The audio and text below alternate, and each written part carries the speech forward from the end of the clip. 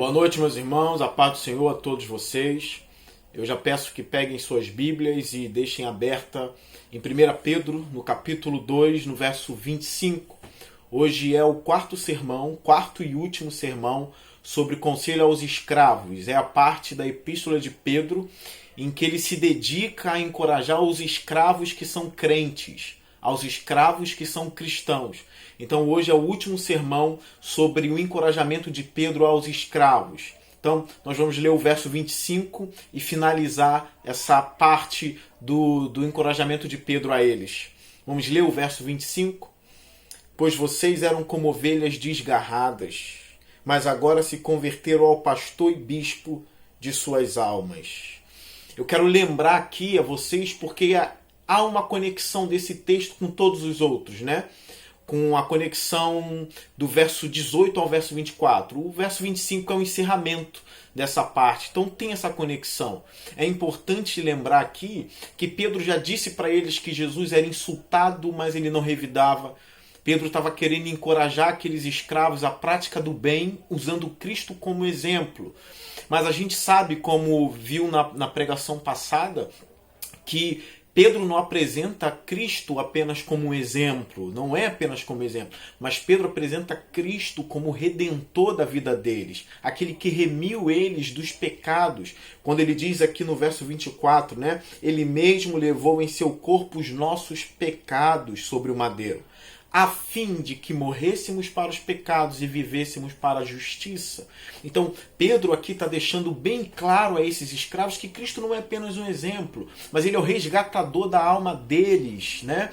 Então, eles morreram na cruz para os pecados e viveram em Cristo na ressurreição, passaram a viver para a justiça na ressurreição. Então ele fecha aqui o verso 24 também, lembrando uma coisa que é muito importante, que tem a ver com a obra da cruz.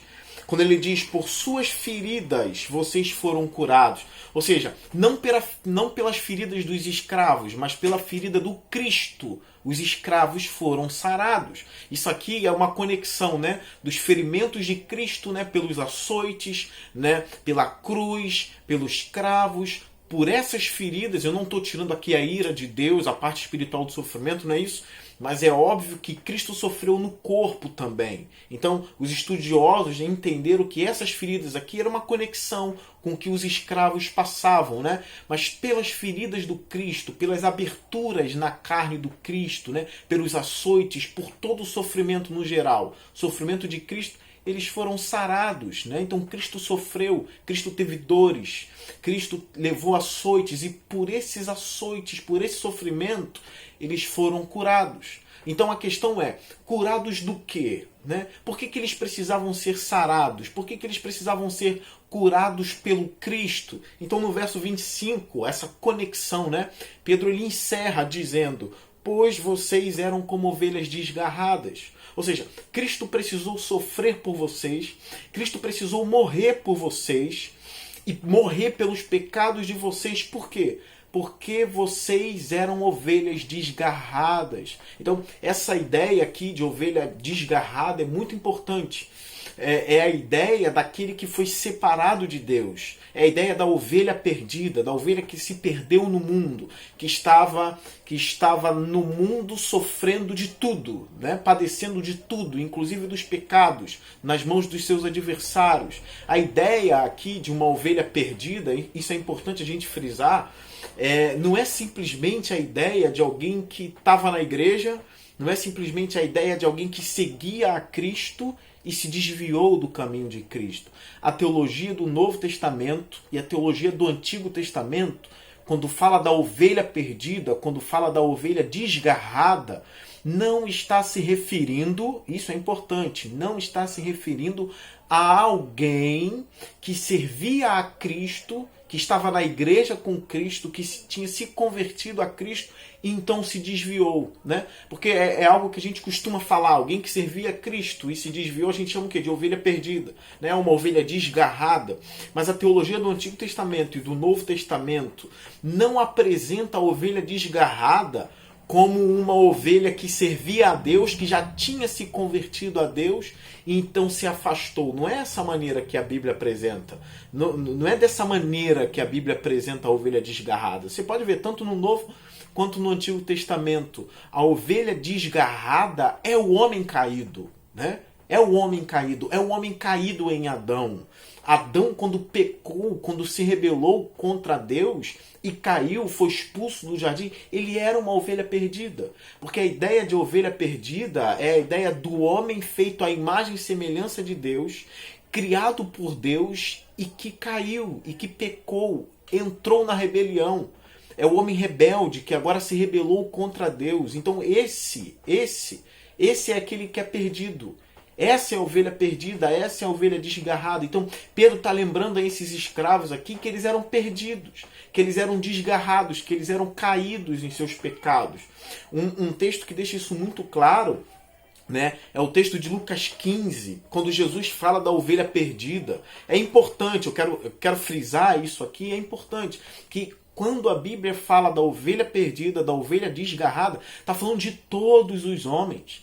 Nesse sentido aqui, todos os homens, inclusive o pior dos pecadores, todos eles são ovelhas desgarradas, porque todos os homens saíram de Deus. O homem, ele não se fez, o homem, ele não existiu porque quis existir, né? O homem, ele não veio do nada assim por si mesmo, né?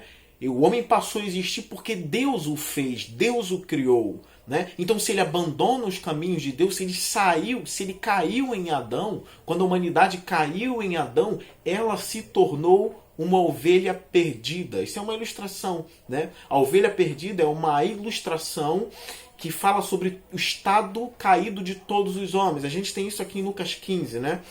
Quando diz assim, todos os publicanos e pecadores, eu estou lendo o verso 1, todos os publicanos e pecadores estavam se reunindo para ouvi-lo, ouvir o Cristo. Mas os fariseus e os mestres da lei criticavam. Este homem recebe pecadores e come com eles. Então os fariseus estão criticando Cristo aqui porque ele está comendo com pecadores e publicanos. Os publicanos eram aqueles que cobravam impostos, né? Na Bíblia a gente vê o caso de Zaqueu, era um publicano, né? Que chegava a roubar das pessoas cobrando impostos abusivos e tudo mais. Eles eram odiados pelo povo. Então, Jesus sentava com eles, comia com eles e pregava para eles, porque o texto diz que eles estavam ali para ouvir a Cristo. Então, aqui não eram os discípulos que se desviaram. Jesus não estava se reunindo com os desviados aqui, no sentido de que eram os apóstolos que tinham se afastado e agora estavam voltando. Ou que eram discípulos de Jesus que tinham se afastado e estavam voltando. Não, Jesus estava falando para o homem natural, né? Jesus estava pregando para o homem natural. O que é o homem natural aqui? É o homem com a natureza caída, o homem caído em Adão, o pecador que agora está ouvindo o seu Deus, que aqui nem sabiam que era o Deus eterno, mas estavam ouvindo a Cristo. E os fariseus criticando esse Jesus, come com eles, comem com os homens desgarrados, comem com os pecadores. Então, a prova de que a ovelha desgarrada e a ovelha perdida é todo o homem caído, todo homem caído, ou todos os homens caídos, é a parábola que Jesus conta, né? No verso 3 diz assim, então, ou seja, depois dessa crítica dos fariseus, então Jesus lhes contou esta parábola. Qual de vocês que possuindo 100 ovelhas e perdendo uma, não deixa as 99 no campo e vai atrás da ovelha perdida até encontrá-la? E quando a encontra, coloca alegremente nos ombros e vai para casa. Ao chegar, reúne seus amigos e vizinhos e diz, alegre-se comigo, pois encontrei minha ovelha perdida. Eu lhes digo que da mesma forma haverá mais alegria no céu por um pecador que se arrepende do que por 99 justos que não precisam arrepender-se. Então, quem era a ovelha perdida aqui dessa parábola? Quem era? Eram os pecadores e publicanos que estavam comendo com Jesus. Aqueles que estavam ali junto com Jesus e Jesus sendo criticado porque comia com gente que não prestava. Porque comia com gente pecadora. Então a ovelha perdida aqui eram esses homens aqui. A ovelha perdida simbolizava esses homens aqui, caídos. Então, quando Pedro fala disso para os escravos, Pedro está se referindo ao homem que caiu em Adão, a todo o ser humano, né? Todo o ser humano era a ovelha perdida. Lembrando do texto ali de Romanos 3, né? Que fala, não há um justo sequer. Todos caíram, todos pecaram e todos foram destituídos da glória de Deus. Não há um justo sequer. O que isso significa? Todos são perdidos. Não há justo, não há homem bom sequer no mundo. Não há. E a lei está aí para mostrar e demonstrar que não existe um homem bom que mereça ser salvo por Deus nessa terra. Porque a lei vai perscrutar o homem todo. Por mais que o homem tenha boas ações, né? Por mais que ele tenha obras de caridade, pareça ali até um homem irrepreensível aos nossos olhos, né? Lembrando que Jesus fala dos sepulcros caiados, né? Que por fora são belos, né? Quando os homens olham, dizem assim, ali vai um grande homem. Mas por dentro tem ossos secos, tem carne podre também. Né? Tem bichos ali dentro do sepulcro. Então a gente tem que tomar muito cuidado, porque é a lei que julga o homem, é a lei que mata o homem, porque a lei demonstra que não há um homem bom na terra. A lei veio para encerrar todos debaixo do pecado. Então quando a gente olha, não tem essa aqui, mas aquele homem não tem Jesus no coração, ele não tem Deus no coração, mas ele é muito bom. Não, se você quer saber se aquele homem é bom ou não, pergunte à lei. A lei vai responder se aquele homem é bom ou não. Né? E a lei tem esse poder de perscrutar o homem todo. Lembrando que o último mandamento é não cobiçarás.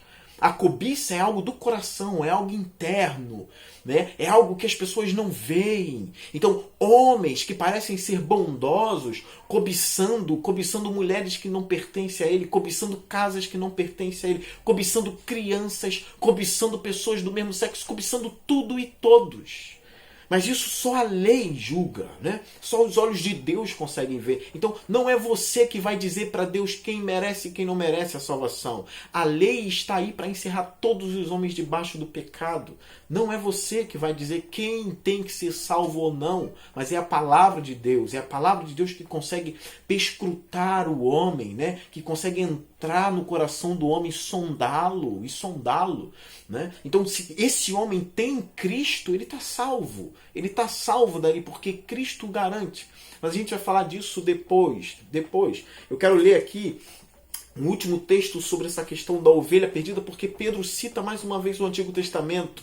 E ele tira essa ideia da ovelha desgarrada de Isaías 53. Né? Quando fala assim no verso 4. Certamente ele tomou sobre si as nossas enfermidades, e sobre si levou as nossas doenças. Contudo, nós o consideramos castigado por Deus atingido e afligido. Mas ele foi traspassado por causa das nossas transgressões, foi esmagado por causa das nossas iniquidades.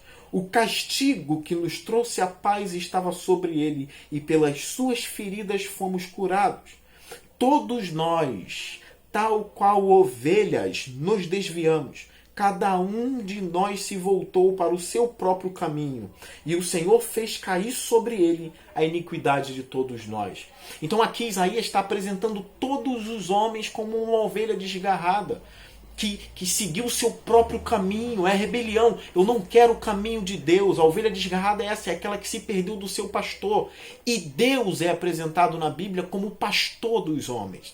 Deus é apresentado como aquele que guia todos os homens, como o bom pastor no Salmo 23. Então Isaías deixa claro que todos os homens aqui, como ovelhas, da mesma forma como as ovelhas têm uma facilidade para se perder dos seus pastores ou do seu pastor, os homens também se perderam de Deus seguindo o seu próprio caminho, a sua própria estrada, né? Seguindo o seu próprio coração, se perderam, se rebelaram, foram para além de Deus. Então Isaías retrata isso, e é um caminho de perdição.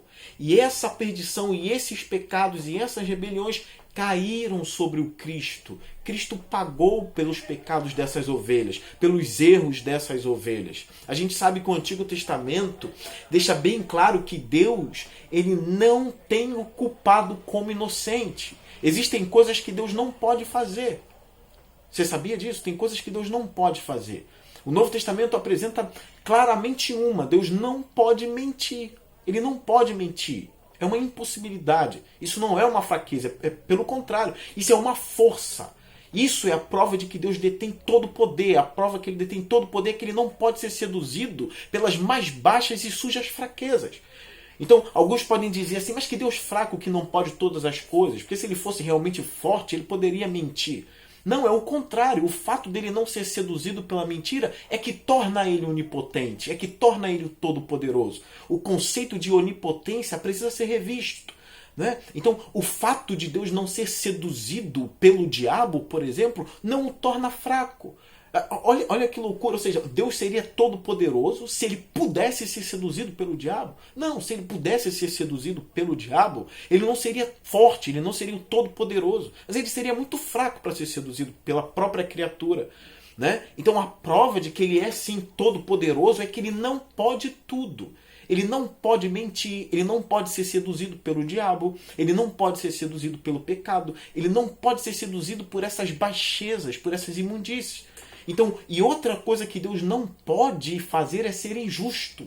Deus não pode ser injusto. Ele não trata o culpado como inocente. Ele não trata o estuprador como um bichinho de pelúcia, fofinho. Ele não trata o mentiroso também assim.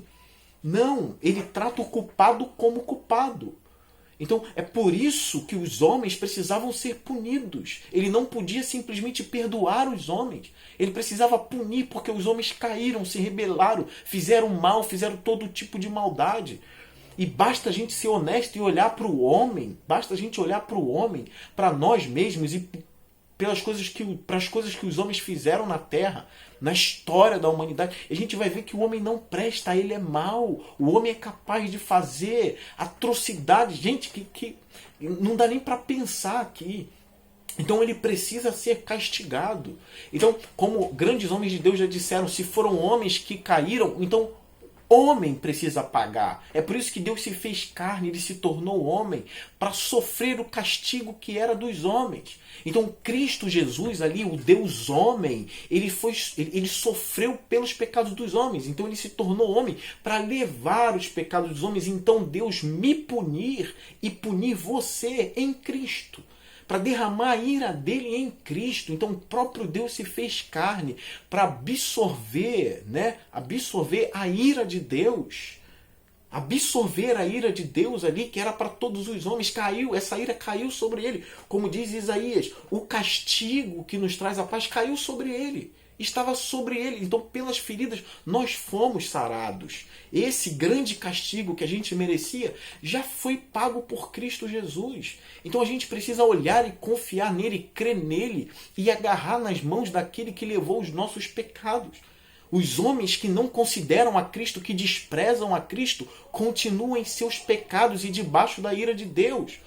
Mas Pedro apresenta esses escravos aqui, por mais surrados e maltratados pelos seus senhores de escravos, Pedro apresenta eles aqui como ex-ovelhas desgarradas. Eles não são mais ovelhas desgarradas. Porque Pedro deixa claro aqui, vocês eram ovelhas desgarradas, mas não são mais. Não são mais ovelhas desgarradas. Então, aqui Pedro vai trazer agora uma palavra de consolo para esses escravos. E para que vocês entendam esse consolo, olha o que esse estudioso, um exegeta alemão, ele disse sobre os escravos. Ele disse assim: eruditos greco-romanos declararam: escravos não têm alma. Olha o pensamento greco-romano. Olha o pensamento deles na época. Que todo escravo não tinha alma. Então, o escravo para eles não era uma pessoa no mesmo nível que os seus senhores. Era um ser sem alma para eles. Então, é por isso que eles sofriam tanto. Sofriam tanto. Então, essa declaração aqui é forte. Eles declararam: escravos não têm alma. E esse teólogo citou um outro teólogo aqui que disse que eles eram divididos em 3 grupos, né? Os bens que os senhores tinham, que os senhores de escravos tinham. Eles eram divididos em 3 grupos. O grupo de bens que falava de modo articulado, o grupo que falava de modo não articulado e o que é mudo. Vocês vão entender. Fazem parte do primeiro grupo os escravos, do segundo grupo o gado e do terceiro grupo as carroças. Entende o seguinte: O grupo que falava de maneira articulada eram os escravos. O grupo que não falava de maneira articulada era o gado. E o grupo que era mudo era o grupo das carroças, né? Então, olha os bens dos senhores de escravos. Os que falavam, que eram os escravos. Os gados que não falavam, não eram articulados, né? Saía som, mas não era som claro, eles não falavam, como os escravos falavam. E as carroças. Esses eram os bens dos senhores. Olha como eles tratavam os escravos, hein? Estavam dentro desses três grupos aqui. O primeiro, os que falavam, que eram os escravos, tratado como coisa. Uma coisa que fala, uma coisa que não fala, mas emite som, né? E uma coisa que não fala, que são as carroças. E eles não tinham alma para eles. Então, olha como Pedro, tendo esse contexto aqui, olha a mensagem que Pedro vai trazer para eles aqui. Pedro diz assim para eles, na parte B do verso 25, mas agora se converteram ao pastor e bispo de suas almas. Pedro aqui agora está deixando bem claro, vocês eram ovelhas desgarradas, mas se converteram ao pastor e bispo de suas almas. Pedro deixa bem claro, vocês têm almas, vocês são como todos os homens, vocês não são um nível inferior, não. Não são. Vocês são pessoas de verdade. Cristo morreu por vocês. Ele pagou o preço por todos os homens, inclusive por vocês. Todos eram pecadores igualmente. Sendo escravos, sendo livres, sendo senhores de escravos. E vocês têm alma sim. Então, o Evangelho aqui, ele mostra quem é o homem em sua totalidade. Ele está redimindo o homem aqui. Essa é a boa notícia para esses escravos. Aqui é importante frisar, a palavra pastor a gente sabe, né? O pastor é aquele que conduz a ovelha, como o Salmo 23 que eu já citei aqui, em pastos verdejantes, as águas tranquilas. Mas a ideia de bispo aqui, a palavra grega é episcopos, ou seja, é o supervisor. E algumas traduções trazem o guardião. Então o que Pedro está dizendo para esses escravos aqui? Vocês se converteram ao pastor e guardião das almas de vocês. Se converteram ao guardião das almas de vocês. Isso é importante. O que Cristo é para a gente? O que Cristo era para esses escravos? Ou, na verdade, o que Cristo se tornou para esses escravos? Eu quero trazer algumas passagens bíblicas aqui que falam sobre esse amor de Cristo pelas almas. O fato dele ser o pastor e o fato dele ser bispo e guardião e protetor das almas. Só um parênteses aqui. Alguns ficam brigando, né? Alguns leem o texto assim e ficam pensando assim, mas esse texto aqui está falando do Deus Pai como pastor das almas? Ou está falando do Cristo aqui? Então quem é o pastor das almas aqui? O Deus Pai ou o Cristo? Alguns podem dizer, não, mas espera aí, é o Espírito Santo? É Deus Pai? Né? É o Deus Filho ou é o Deus Espírito? Quem é o pastor das almas aqui? Gente, tanto faz. É a mesma coisa. Deus Pai é o pastor das almas por meio de Cristo. Cristo está envolvido em tudo. E o Espírito também, porque ele está envolvido em tudo que é a obra de Cristo. A gente precisa aqui lembrar, Deus é o pastor das almas em Cristo Jesus e pelo poder do Espírito. Tá bom? Isso é simples. Então a gente não vai entrar nessas discussões aqui. Então eu quero apresentar para vocês algumas maravilhas do pastoreio de Cristo das almas. Vocês diminuem tanto a obra de Cristo quando você reduz o pastoreio da sua alma. Quando você diz que o pastor da sua alma é o pastor da sua igreja. Tá? Isso é importante quando é o seu apóstolo, o seu bispo é o grande pastor. Não é, gente. O pastor da alma mesmo é Cristo, é Deus. Ele pastoreia as almas. A gente é insignificante, a gente trabalha na obra de Cristo, isso é óbvio.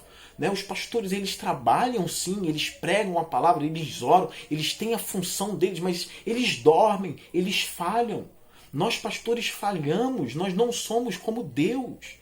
Nós falhamos. O verdadeiro pastor, o supremo pastor, o principal pastor da sua alma é aquele que não dorme, é aquele que não pisca, é aquele que está de olho em você até mesmo enquanto você dorme. Enquanto você dorme, ele cuida da sua vida. Que pastor pode se comparar a ele?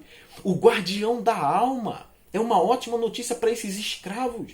que são maltratados, mas Pedro está dizendo, ele é o guardião. Vocês se converteram a ele, vocês voltaram da rebelião, voltaram para seguir a Cristo. Ele é o guardião das suas almas.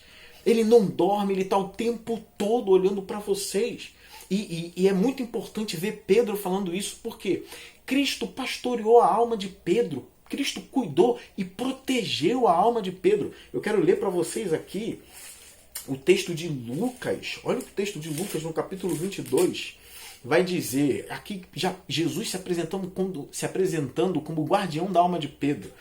Lucas 22, 31 diz assim: Simão, Simão, Satanás pediu vocês para peneirá-los como trigo, mas eu orei por você, para que a sua fé não desfaleça. A intercessão de Cristo pela alma de Pedro. Pedro sabe o que é ser pastoreado por Cristo. Quando Cristo intercede por uma alma, ninguém pode tocar nela. Essa é intercessão incomparável. É intercessão imaculada, que não tem mancha, é uma intercessão pura. Pedro sabe o que é ser pastoreado de verdade, então ele alimenta essa esperança no coração dos escravos. Eu intercedi por você, Pedro, para que a sua fé não desfaleça. Então, meus irmãos, se vocês são cristãos, se vocês ainda permanecem na fé, é porque tem um intercessor imaculado clamando pela sua alma de dia e de noite, tomando conta de você. Algo que eu já falei já 1000 vezes, que um homem de Deus já disse: se eu durmo como cristão e acordo como cristão, foi porque Cristo me manteve. O que dizer aqui de João no capítulo 10, que é um texto que muitos conhecem, mas a gente precisa estar sempre relembrando, que é um texto lindo. João 10, a partir do verso 27, olha o que diz: as minhas ovelhas ouvem a minha voz, eu as conheço. Que maravilha isso! Ele conhece, eu as conheço. E elas me seguem. Eu lhes dou a vida eterna, e elas jamais perecerão. Ninguém as poderá arrancar da minha mão. Meu Pai que as deu para mim é maior do que todos. Ninguém as pode arrancar da mão de meu Pai. A intercessão de Jesus. O que dizer aqui, o que dizer de 1 João no capítulo 2, que diz no verso 1: meus filhinhos, escrevo-lhes estas coisas para que vocês não pequem. Se, porém, alguém pecar, temos um intercessor junto ao Pai, Jesus Cristo, o justo. Aquele que conhece as ovelhas, aquele que disse: ninguém pode arrancá-las das minhas mãos. Ninguém. O que dizer? O último texto, tem muitos textos aqui. Você precisa saber da intercessão de Cristo sobre a sua alma, do pastoreio de Cristo sobre a sua alma. Você precisa entender o que significa Cristo ser o guardião da sua alma. O que dizer desse texto aqui que também todos conhecem, mas é um texto que a gente precisa ter de memória. João 8,31 diz assim: que diremos, pois, diante dessas coisas? Se Deus é por nós, quem será contra nós? Aquele que não poupou seu próprio filho, mas o entregou por todos nós, como não nos dará juntamente com ele e de graça todas as coisas? Quem fará alguma acusação contra os escolhidos de Deus? É Deus quem os justifica. Quem os condenará? Foi Cristo Jesus que morreu e mais, que ressuscitou e está à direita de Deus e também intercede por nós. Quem nos separará do amor de Cristo? Olha, ele morreu pelos nossos pecados, ele ressuscitou por nós e ele está à direita de Deus Pai intercedendo por nós. Imaginem dizendo: eu intercedo por aquela alma é minha. Aquela alma é minha. Imagine se surgisse uma pergunta nos céus: mas por que essa alma é sua? Qual seria a resposta de Cristo? Porque eu derramei o meu sangue por ela. Ela é minha. Eu aguardo. Eu sou o guardião dessa alma. Que boa notícia para esses escravos aqui. Ele é o pastor e bispo das suas almas, da alma de vocês. Vocês precisam saber o que significa ter Cristo como intercessor das suas almas. Eu quero lembrar aqui, já terminando esse sermão, eu quero lembrar aqui da intercessão do centurião. Vocês lembram? do centurião, que o servo dele estava muito doente até a morte. E a Bíblia vai dizer que ele tinha aquele servo como um bem muito grande para ele, tinha em autoestima aquele servo. Então ele intercedeu por aquele servo, pedindo que Jesus o curasse. Aí Jesus disse para aquele homem: eu vou até a sua casa. Ele disse: não sou digno que tu entre em minha casa. Basta apenas uma palavra. Basta apenas uma palavra e o meu servo ficará são. Basta uma palavra e o meu servo ficará são. Jesus se admirou da fé daquele homem e disse: vai, seu servo está curado. Está curado. Então, pensa nisso, meu irmão. Se aquele homem ali, que era um centurião, era um homem pecador, era um homem como a gente, um pobre pecador, e foi ouvido por Cristo ali, foi ouvido por Cristo, Cristo ouviu a intercessão daquele homem, era um pecador e ele atendeu o pedido daquele homem. Agora pensa na intercessão de Cristo por nós. Pensa, imagine Cristo intercedendo pela sua alma. Por que você permanece ainda aqui na fé até hoje? Se a intercessão daquele homem, daquele centurião, por amar o seu servo que estava doente e provavelmente até a morte, se Cristo ouviu a intercessão dele e atendeu, quanto mais Deus fará o bem para a gente por causa da intercessão de Cristo, que não tem pecado e morreu por nós. Ele é o guardião da minha alma, ele é o guardião da sua alma. Eu quero terminar essa passagem aqui, essa pregação, lendo um texto desse livro aqui do Martyn Lloyd-Jones, que é Depressão Espiritual. É um livro muito bom. O Martyn Lloyd-Jones é um mestre.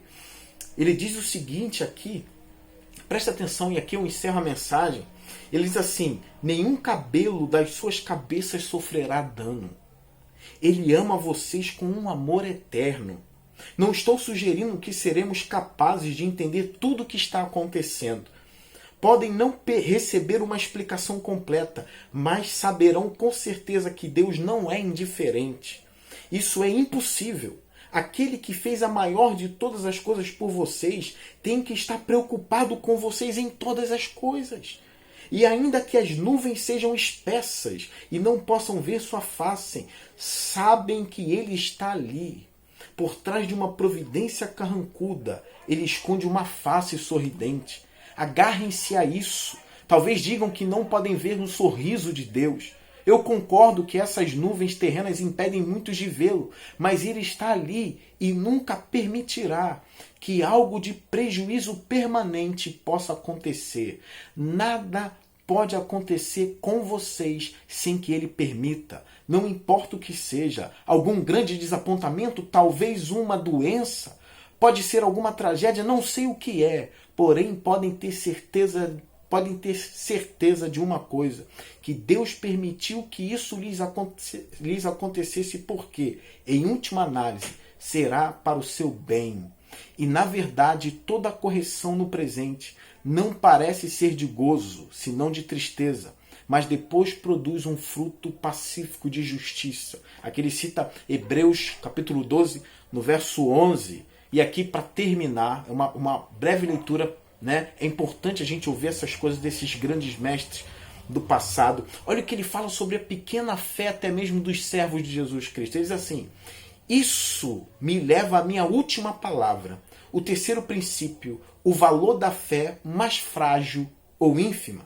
Examinamos a prova da fé, examinamos a natureza da fé e, para terminar, quero falar sobre o valor da fé, por menor ou mais frágil que seja, por mais fraca, ínfima e incompleta que fosse a fé daqueles discípulos. Naquela ocasião, eles ainda assim possuíam fé. Perturbados, alarmados e exaustos, eles foram a ele. Mas Lloyd-Jones está falando daquela ocasião em que a tempestade veio no mar e os discípulos ficaram apavorados ali, com uma fé muito pequena. Então ele disse assim: isso é uma pobre amostra de fé. Quando eles disseram: mestre, não vai fazer alguma coisa? Quando eles acordaram Jesus, é uma fé frágil, mas é fé, graças a Deus. E até mesmo fé, como um grão de mostarda, é valiosa, porque nos leva a Deus, nos leva a Ele. E quando vamos a Ele, isto é o que vamos encontrar. Ele estará desapontado conosco e não esconderá o fato. Vai repreender-nos dizendo: porque não raciocinaram, porque não aplicaram a sua fé, porque ficaram agitados diante daquela pessoa incrédula, porque se comportaram como se não fossem cristãos. Por que não colocaram a sua fé em ação como deveriam ter feito? Por que não fizeram isso? Eu teria ficado tão feliz se pudesse ter visto vocês firmes, como homens em meio do furacão ou da tempestade. Por que não fizeram isso? Ele deixará claro que está desapontado conosco e nos repreenderá. Mas bendito seja o seu nome. Ele ainda assim nos receberá. Não nos mandará embora. Ele não mandou embora aqueles discípulos. Recebeu-os e nos receberá também. Sim, e não somente nos receberá, ele também nos abençoará e nos dará paz. Ele repreendeu os ventos e o mar e fez-se grande bonança. E fez surgir a situação que eles estavam ansiosos por gozar, apesar da sua falta de fé. O que Martin Lloyd-Jones aqui está dizendo é que faltou fé para aqueles discípulos. Faltou a grande fé. Eles tinham uma fé bem frágil no meio da tempestade. Eles acordaram Cristo dizendo: não importa que morramos. Ou seja, Cristo disse que a fé deles era pequena, mas Cristo agiu como pastor deles ali. Repreendeu a tempestade na vida deles, acalmou o mar. Cristo fez aquilo que eles queriam ali. Fez cessar a angústia e trouxe paz. Então Martin Lloyd-Jones termina dizendo: se você, meu amigo, se encontra nessa posição de prova, perturbação e teste, considere isso como uma oportunidade maravilhosa de provar a sua fé, de expressar a sua fé, de manifestar a sua fé e trazer glória ao seu grande e santo nome. Contudo, se você falhar em fazer isso, se aparentemente você for fraco demais para colocar sua fé em ação, se está sendo tão assediado e atacado pelo diabo, pelo inferno e pelo mundo, bem, então corra para ele imediatamente. E ele receberá e abençoará você, e lhe dará libertação, e lhe dará paz. Então lembra, ainda que você seja fraco, ainda que a sua fé seja pequena, aqueles escravos eram atribulados pelos seus senhores, eles sofriam. Ainda que a sua fé esteja bem fraca por causa das tempestades da vida, essa mensagem aqui é importante. Ele é o guardião de vocês. Os discípulos estavam com pouca fé ali, como Jesus mesmo deu a bronca neles, homens de pequena fé. Mas isso não fez com que Jesus não agisse. Jesus agiu pelo bem dos seus discípulos. Ele cuida da sua alma, por mais fraco que você seja, porque ele é o seu guardião e protege a sua vida. Guarda essa palavra. Pedro deixa bem claro uma notícia que é muito importante para a gente. A gente se converteu ao pastor e guardião das nossas almas. As nossas almas estão seguras em Cristo. Que Deus te abençoe. Por mais fraco que você seja, agarre nas mãos do seu pastor, que é Cristo. Cristo. E siga. E vai adiante, porque Ele cuida de você. Que Deus nos fortaleça. Que Deus revigore a nossa alma, porque a nossa alma é dele. Em Cristo Jesus. Amém.